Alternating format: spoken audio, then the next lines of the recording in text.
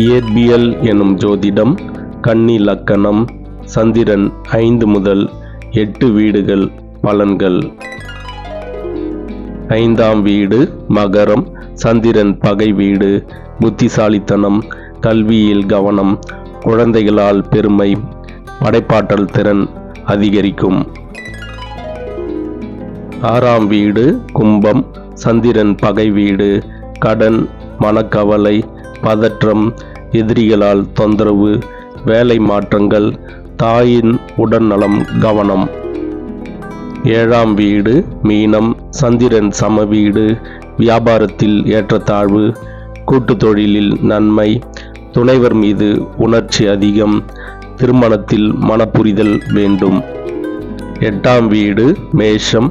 சந்திரன் சம வீடு.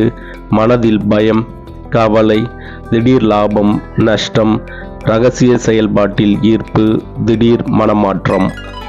நன்றி, வணக்கம்.